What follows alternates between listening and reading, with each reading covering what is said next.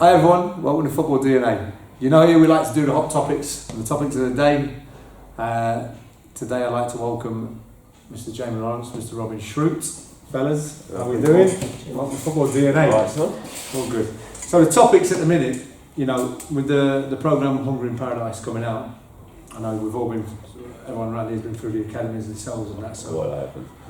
Well, you went for your own academy. Right. Majesty's you went for a Majesty's Academy. Yeah.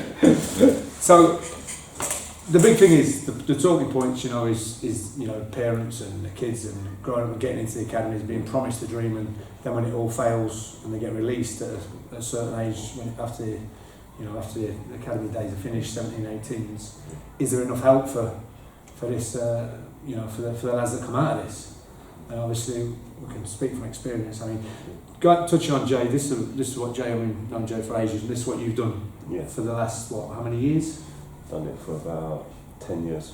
Is this 10 years now? 10 is years. it really? Yeah, 10 years. So basically you take the boys that come out of the academies and you sort of, you work them on. Reprogram them, because when they come out of the academies, they have no people skills, they haven't got that work ethic, which you should have in any walk of life, right? And have no determination to do better.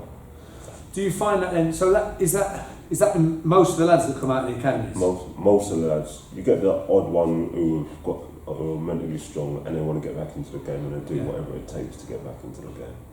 Do you think that then is a problem from the academies themselves? 100%. Do you not? So do you think? Because I suppose the big question as well, a lot of people are asking the question, when should you get into it and take it really serious, like footballers? And we had a poll on DNA, and most people went from, I think, between 13 and 15. Yeah. I sort of went 15 to 18, because I used to enjoy playing other sports, I used to enjoy playing on the street. Yeah. And I think that can toughen you up on its own and teach you different skills anyway. Yeah. I think if you go into an academy, you're just solely focused on the football. Yeah. When it does come to it comes to an end for a lot of players. Yeah. Let's face it, and you know, everyone wants to be in that 5 to 10% bracket that goes on. It's not even that, is it? I don't think it is. I don't know. I think it's about 0.5. Is that what it is? Yeah, they can't make it. That's 1%. incredible, isn't it? Yeah, that's incredible. Yeah. So with that, do you think inside the academies that they should give you more help? They should give you more help, but I think they should teach you about life skills in general. Like, work ethic's a massive thing. Yeah. No matter what you're doing in life, you've got to work your bollocks off. Yeah. So when the kids come to you and they've been released, you then you sort of, like, say, reprogram them.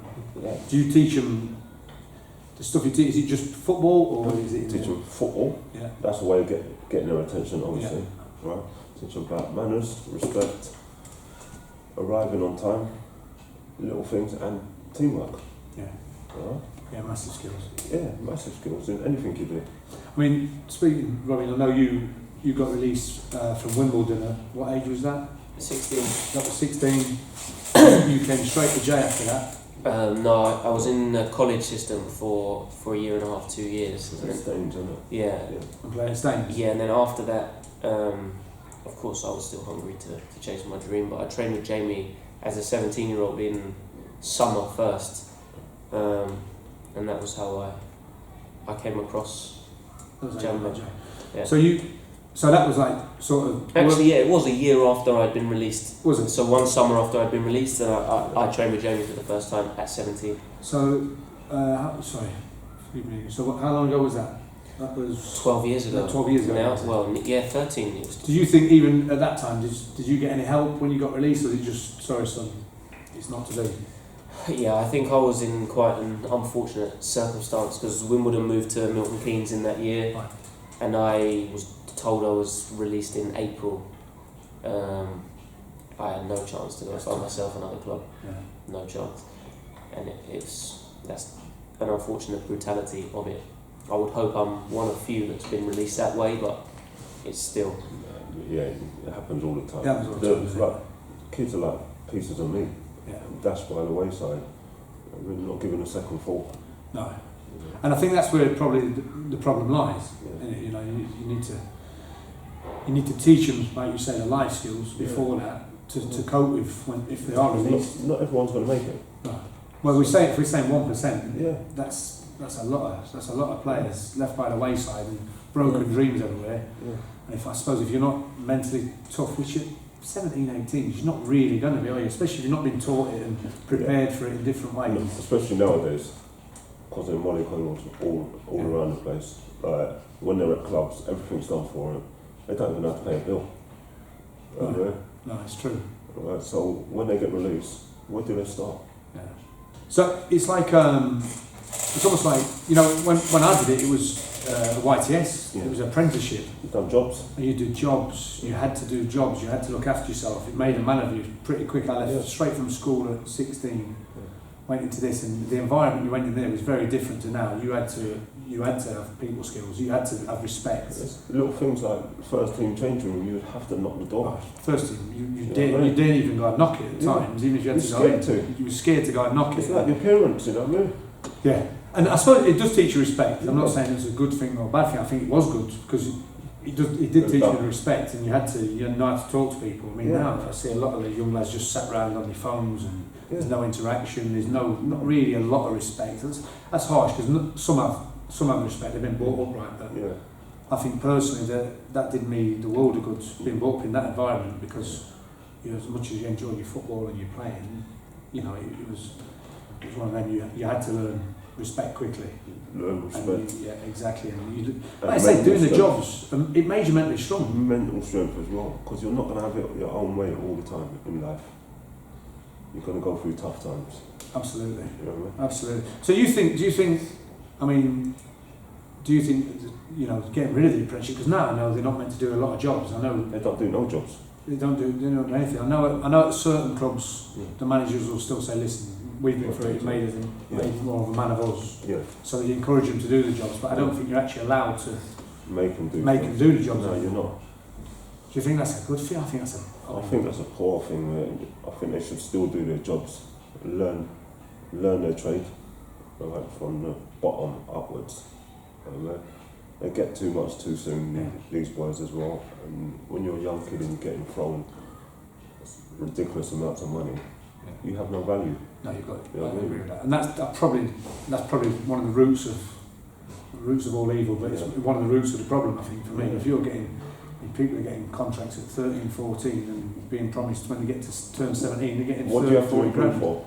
What do you have to improve for? Yeah. Unless you've got that burning desire to be a top player. Yeah. How do you think that can be stopped? Because I think they need a cap. At certain ages? At certain ages, yeah. You need a cap. When you get to a certain age, like, this is where it goes to. Yeah. That's where it goes to. You know what I mean? So you're literally you have to improve. You have to improve to earn that, to go and make the first team. When you've made so many games, then you can go and earn what you earn. That's fine. I agree with that. Yeah, I do agree with that. And was it the same when you did the YT? Was you the YTS? No, I didn't do a YTS anyway. I was in non-league from 16 to 20. Yeah, so I had it. I had the best apprenticeship, I think. So you was playing man's football? Yeah, from a young age? 17. And I think I got the best apprenticeship with Jamie that I could possibly have got. And I think in a professional game, it could and should be the best apprenticeship for young people to learn about life, even if they're not going to necessarily make it as a professional. If it's done properly, if they're communicated to, if they're taught about the value of sweeping the changing room, if they're taught about doing the extra yards.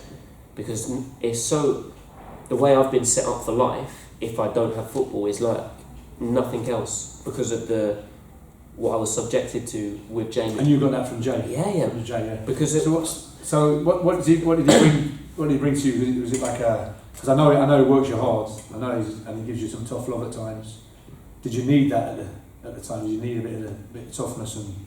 Had course, I think, and to be put under that pressure, I wouldn't have become as good as I did if I hadn't had that exposure, because I'd never really had anyone put the pressure on me in a good way like Jamie had, who actually knew what it took to become a professional at the highest level.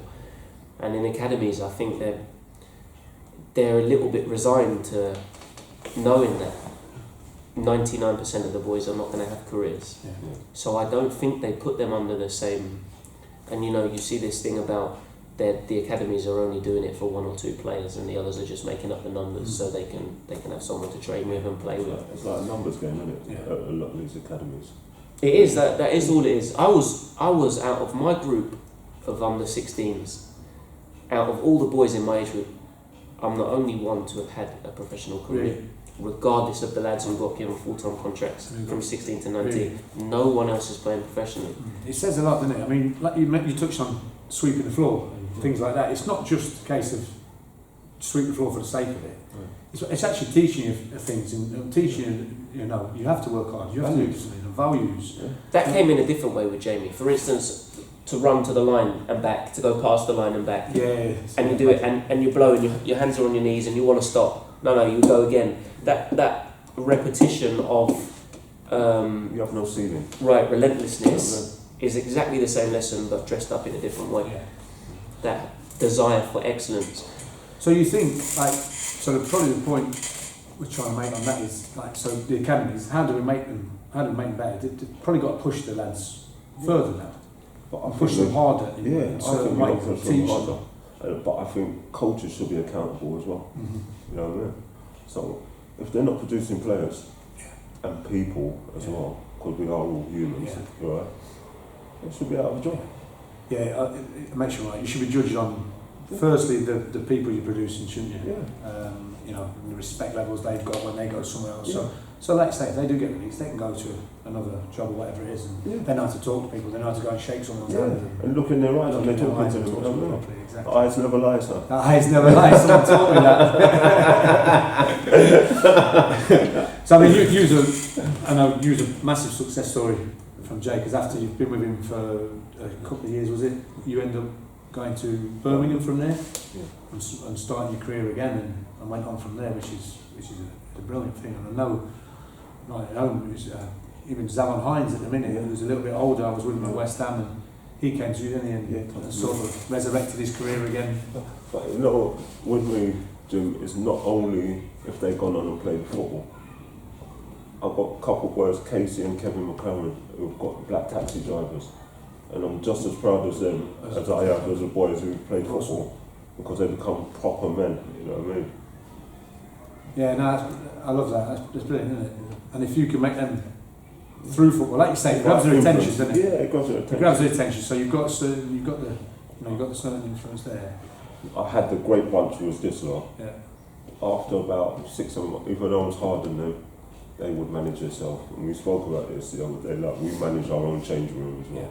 They manage themselves, so they come here and they demand more from each other. You know what I mean? You can give me more, you can give me more. We don't get this at academies no more. No, it's because of communication. Yeah. They don't know. We knew what was expected of us. Yeah. And I think the young boys today, they don't truly understand, because I'm not sure the coaches Explain it. and the administration staff and academy directors emphasise that enough.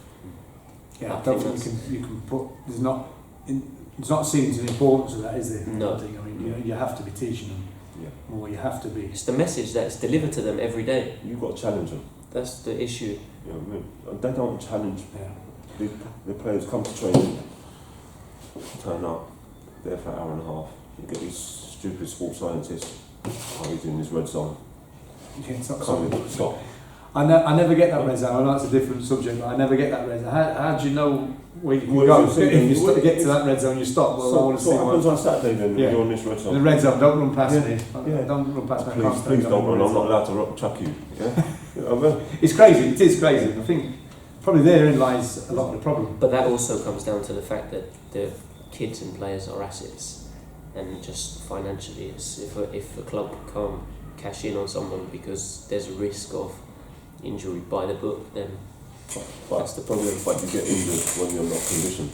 Yeah. You know what I mean? And these clubs, they don't do enough, because players are coming to me from Chelsea, Arsenal, Spurs, and improving through me. Through you. So you still get a lot of the pros come to you now, don't you? They still come do extra with you. So what is going on at these big clubs? Well, they've got these. Well, I know some of the players that come to you, and they're good They've gone on to the next level. They've gone on to another level just by doing that work. Because they keep coming to me consistently. and they don't get injured after they've been conditioned, unless you get a bad tackle, which you can get. But like muscle tears and whatever, don't happen. No, because of condition. And I suppose that's even teaching them. Maybe they've gone on as well, not just because of the work, but because they're sort of thinking like, this work ethic now, I'm in a better place, I can work harder, I've got no ceiling in the games, I'm going through it. And they know that the other player they're playing against ain't doing what they're doing. So you know games are won in the last 30 minutes of games. You know what I mean? You look at it in a minute, and City have won how many in the last 5 minutes? Because people are tired, they switch off, and then you take advantage of it. Yeah. You know what I mean? Yeah, so I mean, great debate. Loved the points. I think going forwards for the academies, I think and rightly so. I think it should be a big, everyone should look at it and look into it. The ways we can help the players that are released, but help them before they get released, not just as they get released. And it's like make them a better person. Make them a better person throughout, and possibly capping the money at that early age. So not everyone, parents are chasing the dream and pushing their kids. That's a problem as well. I think it's a massive problem. Parents are a problem.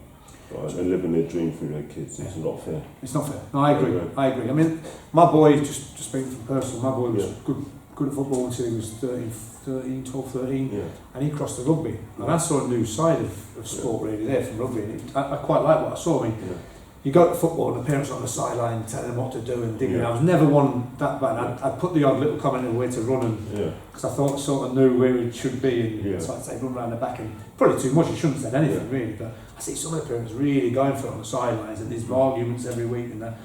When the boys started playing rugby, you're not allowed to say anything. You get a memo, you get emails from everyone at the club who's involved, and they'll say, right, respect the club. You're not allowed to say anything to the ref. You're not allowed to on the field of play. You can only encourage, happy to encourage, go from that, but you're not allowed to say anything. And I quite like that. With my boy as well, I used to go and watch my son play. I never said a word. When he's in the car on the way home with me, then I say, son, you could have done this a little bit better, or well done, you could have done that. Right? Listen, it's enough pressure on me being his dad. Right? Let him go and enjoy his football. You know what I mean? And this is what these parents need to let their sons go and express themselves and play football. Obviously, because financial, there's that pot of gold, and it's a big pot of gold now if they get it right. That doesn't help, does it, at all? And everyone, like you say, is pushing for that. I think there's got to be something done on that side of things. But I want my son to enjoy his life. Absolutely. You know what I mean? Absolutely. He's not a cash cow. Yeah. You know what I mean? Yeah. Just enjoy yourself. I'll back you no matter what you do. And like what you say, I think it's the education is always more important than the football.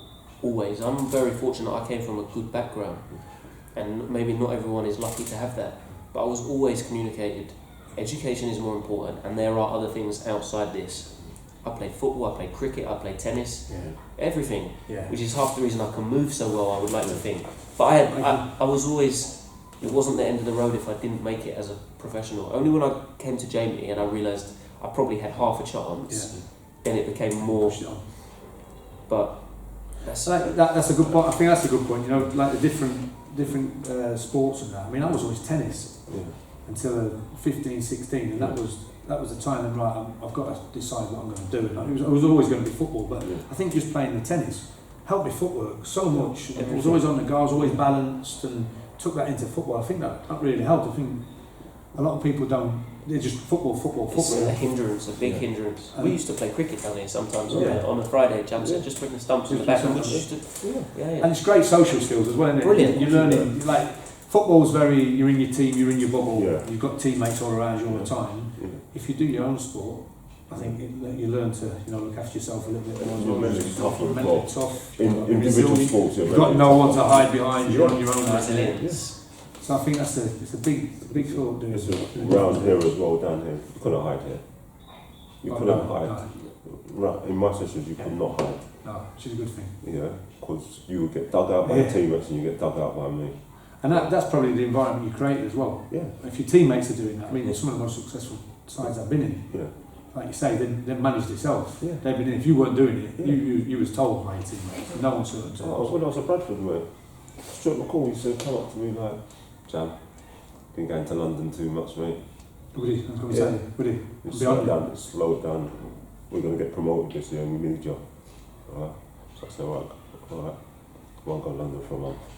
You know what I mean? And that's your teammates. It says a lot, doesn't it? I think it resonates a bit more with you. Yeah, of course it does. Different now though, mate, because young players are, as you said, they're mollycoddled.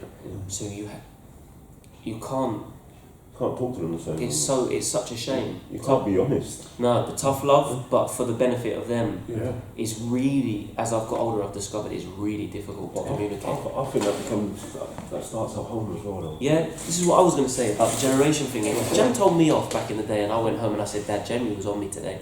My dad would say, good. Yeah. What was it for? Right. Right. But now you go home and the parents say, they turn it on the coach and the kid is right. Yeah, it's not. What you learn, what they teach you. What message you send. Right. Right. So if you're coming home and telling me and you're being told off, then it has to be the coach's fault. What have I got to gain? You know, as a coach, I want my to players to be the best they can be. You know what I mean? I'm not going to be on you for nothing. I'm going to be on you for a reason. Until that registers, you're never going to make anything in life. Oh, I'll make you right. And I see a lot now. A big thing about football I've noticed change is, like you said, talking off the pitch and talking on it. No one really, you never see. And how many times you hear a commentator say you need someone in that team there to go and grab the game by the scruff and tell people where to go and all that. And that's from players who played the game, from sort of the older generation who had that around them. And it's crying out for it at times. And I think the personalities are sort of fading a little because of exactly what we said. Ain't creating characters no more. No. Right? Big characters will lead by example and tell you get it. Come on. Absolutely. Don't get that on. Don't get it anymore. Do you think that's because everything's done for them and it's not encouraged? Like you say, no one has a go at anyone else anymore. Yeah, academy levels as well. Don't get people like that no more. No. Probably if you get people like that now, they're throwing out bad egg. You know what I mean? Yeah. So, I do make you right, and I know there's some good people in the academies as well, but a lot of it is very by the book. Very by the book, and you have to stick to these rules, otherwise you'll be on your way. And someone else who sticks to them. This EPP thing, the lads have to spend more time on a computer planning and feedback than actually delivering. There's no free. I know such good coaches. That's from the coaches. That's the coaches. Yeah. I've seen that firsthand. The things they have to do off the pitch rather than being on it is ridiculous, really. Yeah. Shame, big shame. Yeah, I think so, and I think that needs addressing, definitely. But when we can say a lot, but the FA, when they have this England DNA formula and this is how they plan to revolutionise the game, but I always think, why is this the right way? Who says this is the right way? Why are you saying this is the right way? And you're sticking to that path. Is it working? I mean, we've done brilliant in some of the under 16s and the youth tournaments. It's been fantastic. So maybe it is going the right way. Because there's talent. Because the lads are naturally talented. Absolutely. And I think it's down to, like you say, the coaches, the people around them. But most clubs to nurture that are foreign coaches. That's it. Where these players that are playing for England, foreign coaches. Yeah, that's right. Yeah. It's not English coaches. No. In this country, we play with fair all the time. Not taught like expression. Express yourself. I don't care if you make a mistake. It shouldn't count when you're at academy level, right? It shouldn't be about producing players. It almost shouldn't be about results. It shouldn't be. It shouldn't be about results. I mean, I know you want to learn. Points. You need the 3 points on it. You want to learn to manage a game, and you want to learn to win the games, and how important it is to win a game. But I agree. You learn by your mistakes. You learn by mistakes. You shouldn't have any fear. It should be a time to go and try out things. But you shouldn't make the same mistakes over and over again. So that's probably where the coach would come in and earn his money then. Yeah. Go and try this. Yeah. It's not worked, right? Don't make that mistake again. Yeah. Try this. Yeah. Give them another avenue to try. Another skill to try even or something.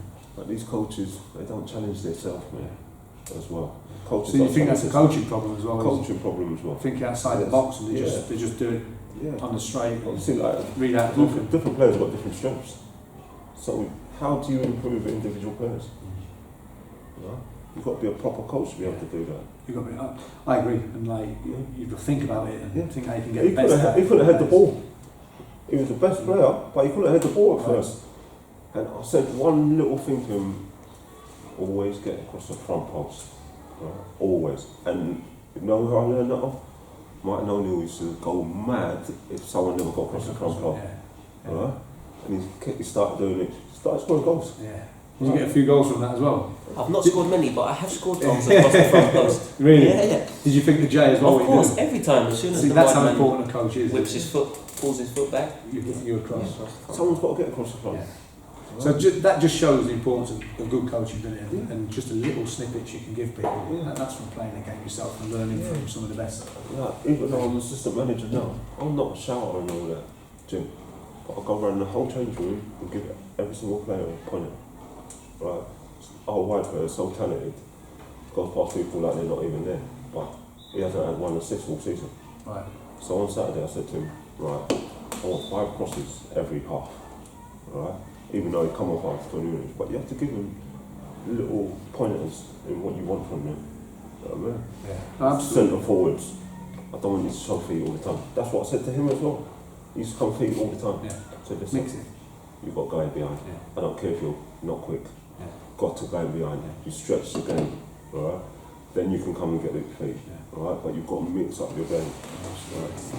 Like I say, that's the importance of good coaching. Really. Yeah. You know, and hopefully, I mean, great debate, great points made. I really enjoyed it, and we can, you know, there's no, I don't think there's a quick fix to the academy problems. You know, We haven't got all the answers. We've got all the answers, but it's great to discuss it. And we've all been through similar scenarios, and you know, And we all got one thing in common: work ethic, manners, respect gets you a long way. I think that's a starting point. That's a definite starting point. Yeah. And I think if we can sort of embrace all that somehow together, you know, and just get players being proper people, Yeah. and having that respect and that work ethic, that's a great starting point. 100%. And like you say, if they do get released from then, they don't need the help down the line. Yeah. They've had it Yeah. leading up to it. They're prepared. They know how to go, and if they need to go and work even harder to go and earn a living somewhere else, doing something else, they'll go and do that. Yeah. If they can go again at football Yeah. or this chosen sport, Yeah. they've got the work That's a ethic. bonus. They've got the respect to go again, Yeah. and they've got the work ethic to go again. Oh, brilliant. All right, well, top man, Shroot. Great to see you, mate. Thanks for coming on Football DNA. No. Jay, top Quality man, son. great to have you again, Quality mate. son.